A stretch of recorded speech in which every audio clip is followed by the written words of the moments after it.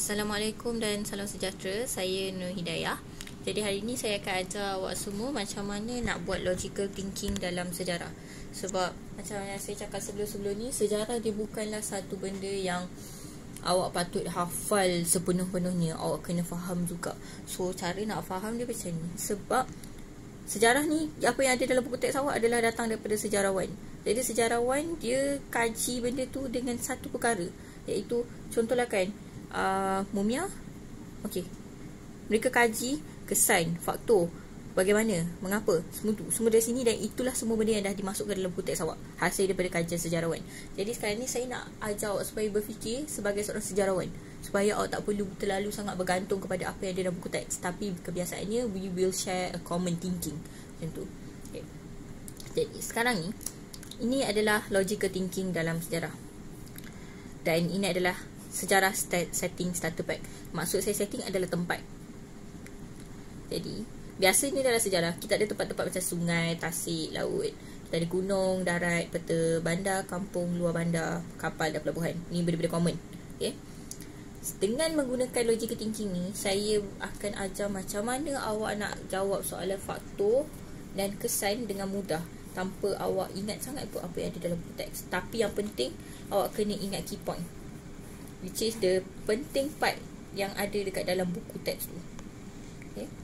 Jadi awak tak perlulah, okay, faktor dia satu macam ni, faktor kedua macam ni. Tak perlu. Yang tu awak boleh fikir sendiri dengan awak ingat je apa yang ada sikit-sikit je. Macam contoh, kalau Mesir Purba, ni pun saya ambil daripada semua benda yang common yang ada dekat dalam semua. Okay. So, contoh,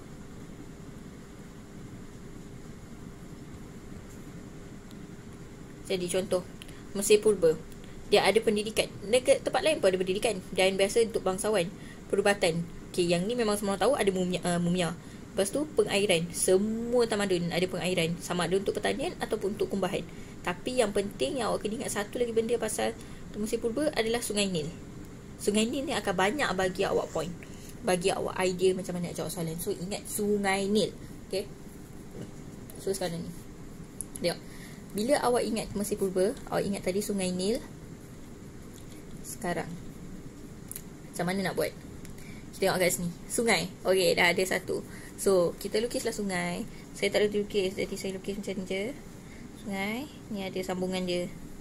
Air, laut, sungai. Okey. Jadi bila ada sungai, kat dalam ni mesti ada ikan kan. Kita keluarkan semua benda yang kita boleh fikir pasal sungai. Mesti ada ikan. Okey, mesti ada udang, ada makanan lah kan, banyak kat sini. Kat sini pun lagi banyak sebenarnya kan. Okey. Bila ada makanan, satu, kita ada sumber protein. Okay. Bila ada makanan, apa lagi yang akan berlaku? Mestilah ada orang makan ni kan, manusia akan duduk kat sini.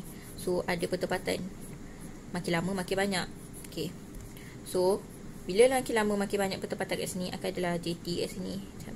Dia akan connectkan untuk dapat makanan, semua tu. Memancing, akan ada aktiviti pengairan sedikit dekat sini. Lepas tu, bila dah makin ramai orang, tak cukup lah sumber protein je. So, dia akan ada tempat pertanian. Dia tanamlah sayur, dia tanamlah padi, semua dekat sini. Lepas tu, adalah lagi sumber makanan. Akan ada pertanian.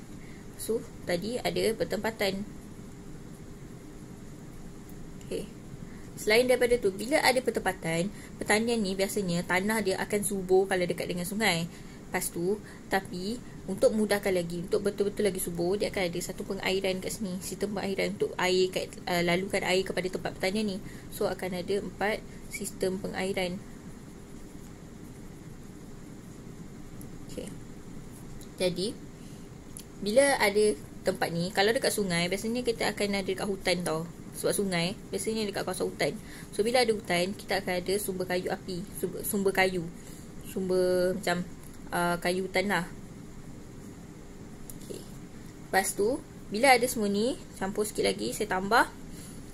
Bila ada pertanian dah makin maju, dia akan ada lebihan. So bila ada lebihan, akan ada perdagangan untuk dijual. Okay. Apa kena mengena benda ni? Soalan pertama, dia cakap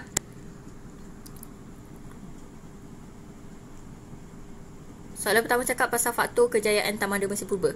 Saya ajar awak ingat key point, iaitu Sungai Nil, kan? Sungai. Faktor kejayaan. Kenapa berjaya? So, sumber protein. 1. Tamada Mesir Purba berjaya disebabkan adanya sistem pengairan.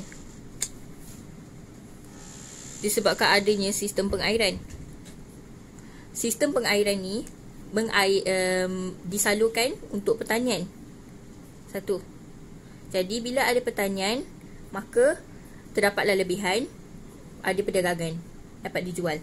Jadi ayat dia adalah Tamada Mesir Purba berjaya kerana mempunyai Sungai Nil.